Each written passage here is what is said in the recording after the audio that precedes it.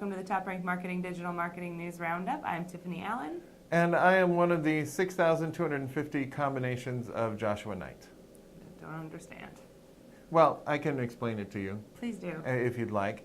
I can tell you that Facebook is doing a new thing where they can get up to 6,250 different combinations of your ad creative, and they can test them for you as you're serving up ads on Facebook. Very cool. This is a new thing that they're rolling out. You can put in up to 30 different variants of your assets. That's 5 titles, 10 different images or videos, 5 captions, 5 descriptions, and 5 CTAs. And then it will start creating combinations of them and deploying them across their little platform there. Their little platform. Their adorable mom and pop shop that is Facebook. We'll be doing that. What is interesting to me is that they're not, though, going to use all 6,250. This system is actually using a little bit of that artificial kind of intelligence that we've been talking about, maybe a little tiny bit, to serve up the ones that they think are most likely to be successful, and then are going to report back on it to you so you can see what it's doing and why it's doing it and what the results have been. So I think this is pretty cool. This is a way for us to get a little bit more A/B testing in, and a way for Facebook to use the massive amount, spooky amount of audience data that they, oh wait, we're not spooky anymore, but terrifying amount of audience data that they capture to help us be more effective marketers. So I say good on it. Can't wait to try it. Well, that sounds fun and exciting. I feel like every time they innovate something like this, it has benefits both obviously for Facebook as a platform where folks are advertising, they're seeing more success, they're investing more money, but also for folks that maybe haven't run Facebook campaigns before, just kind of testing out what their advertising kind of sweet spot is, and this would be a kind of faster way to do that without having to manually input all of that data. So that's pretty interesting. But I have another creepy thing to tell you about. Oh, I can't wait. Are you ready for this? Mm-hmm. So there's a firm called Persado that does kind of machine learning, artificial intelligence in the way of headlines, email marketing, and that kind of thing, deciding what kind of messaging resonates best with different segments of folks. So if you're a retail store, if they have a membership in your credit card program, they open the emails from this credit card program, they're going to start serving them more emails with those kinds of subject lines, that kind of thing. Data processing, learning from data, that kind of stuff.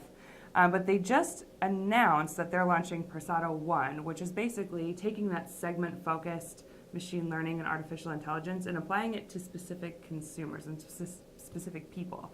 So say somebody opened 3 out of 5 emails that you sent them, and those 3 had kind of an emotionally cloying subject line versus something that's a little bit more straightforward. They're going to start to recommend that they're sent those kinds of emails on an emotional level going forward. So it's really interesting kind of targeting that user sentiment versus just kind of the segment of users. So that is the Tiffany Allen version of what's happening with that.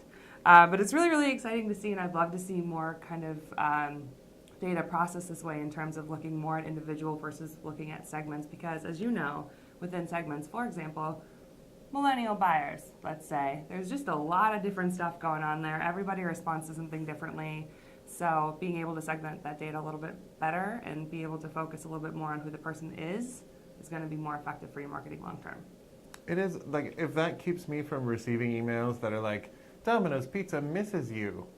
And I always go like, no, you don't. You don't. You're a cold, unfeeling pizza chain, like your pizza's warm, but the feelings are not really there. That would totally work on me. Isn't it? Yeah, see, so segmentation. Right? We're not in the same demographic, but that's okay. It's weird to think, though, that if a person were doing that at a marketing firm, if they were looking at 100 people and segmenting the emails that way, it would not be creepy. But when it's a computer doing it, then people get freaked out. But I think if the end result is stuff that you're more likely to read, then that's kind of a win for everybody. It is a little creepy if it is one person being like, Tiffany Allen opened 3 of these emails. I don't mean like a one-to-one relationship. No one can sustain that. No one can live at that speed. Whatever, Josh. Right. But perhaps we could put that in our priorities for next year, because as it turns out, marketers' priorities are changing a wee bit. There was a state of pipeline marketing report, not about marketing, say, oil pipelines, sadly, but about the general pipelines of marketing. That was from our good folks at one of my favorite names of all time, Bizabble. Yeah. So the deal that they found is sorry. Well, Disappointing. they surveyed 350 marketers, did Bizible, and 92% of them were B to busy, B. No, now I'm stuck. But the results, the results? Nope. The results Oh, that I perfect. found were fairly interesting, I think, because it turns out people are focusing more on conversions and less on lead gen. So 42% said conversions are a top priority this year, and that's up from 34% last year. And on the other side, only 35% said lead gen was their top priority, and that's down from 46%. So they kind of swapped positions. Interesting. The third priority that people said was their top priority was actually way down from that. It was just 10% of people said that sales and marketing alignment was their top priority. Interesting. So that's up a little bit from last year, but that's still very low, which is interesting because a lot of the conversation in the industry right now is around sales and marketing alignment. It's true. But it does seem that sales and marketing alignment, we're finally making it happen. Mm-hmm. The planets are starting to align. People are thinking more about a revenue department. We're Right. sharing KPIs and goals. So about half of the folks that were surveyed said that their sales and marketing are getting along just fine. Thank you for asking. I don't know if they said it like that because then you would maybe want a follow-up question to make sure they weren't shining you on. Right. You know. Also that. The other thing that I thought was interesting that came out of this is that marketers are focusing more on revenue. And that's part of that whole conversions thing, like marketers really owning the entirety of the pipeline. 75% of people who use revenue as one of their primary metrics are expecting to have an increased marketing budget next year, compared to only 59% of those who aren't using revenue as one of their key metrics. So it turns out people like it when marketers focus on revenue. People like when we can express our value in dollar amounts. So I think that's a pretty clear path forward for marketers. Yeah, anytime that you can take what you're doing and move it from a cost center to like a revenue generating aspect of a business, you're going to have a lot more traction when it comes to getting buy-in for what you want to do.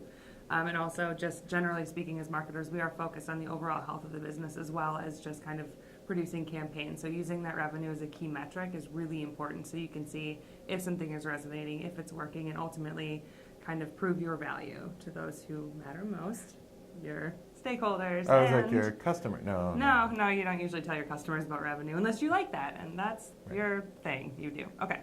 So the next thing, though, there's another shift in things that are happening in the industry. Are you ready? Shifting. So 32% of marketers are planning to bring programmatic media buying in-house. According to a recent report, these marketers are bringing it in-house, and more than 50% of marketers and agencies believe this complex job will ultimately be in the hands of the brand.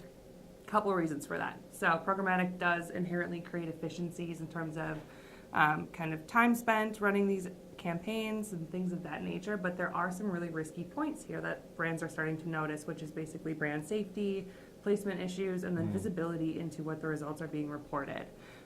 So the findings suggest that 39% of advertisers cite fraud as a concern, which is up from 12% in October of 2016. It's one of the reasons that they're kind of bringing that in-house. About 26% name brand safety, so not popping up on places that you don't want to be, basically, and then that's up from 9%. And then 25% cite verification, so making sure that the results that they're seeing are the correct results that they're getting, that their ads are actually being seen by the folks in the publications that they are placed in, and that's up from 2%. So I think we've talked about this quite a few times on the news in terms of brands pulling their entire programmatic ad spend, display ads kind of getting a little bit wonky in terms of whether or not they're actually working, and whether or not they're being seen because of website load times and because of just the giant amount of publications that are available within these networks. So basically something to think about when you enter into a programmatic advertising initiative. Are you sure that you know where your ads are being placed? If not, make sure. Understand what the reporting looks like and understand what your KPIs are going into it. If you're looking for something really specific, it might be time to do a little bit of pivoting there. Yeah, I think we're moving from the kind of Wild West of the programmatic being just like everybody doing everything and going out and exploring all the possibilities. And now we're getting into a little more mature phase where like maybe we settle down a little bit. Maybe this town is big enough for the two of us. Maybe we don't go to the OK Corral and have a gunfight. But, just figuring out the rules and the things that work best and making sure, your brand's ad doesn't show up on a Nickelback fan site or something. Okay, that's extreme, Josh. I'm sorry. All right, well, that's all the news that we have for you this week. We'll be back next week with more. If you need more in the meantime, check out the blog post, into which we're embedded on the toprankblog.com. Follow TopRank on Twitter at TopRank. Follow me at Tiffany_Allen. Share some cool news. See what happens. Yep, you can find me on Twitter at Nightrights. That's NITEWRITES. Or if you're going to be at Dreamforce next week, check out Lee. He's speaking about influencer marketing. It's really exciting. I wish I was going. However, it's fine. Otherwise, we'll be back next week. Thanks for tuning in. Bye.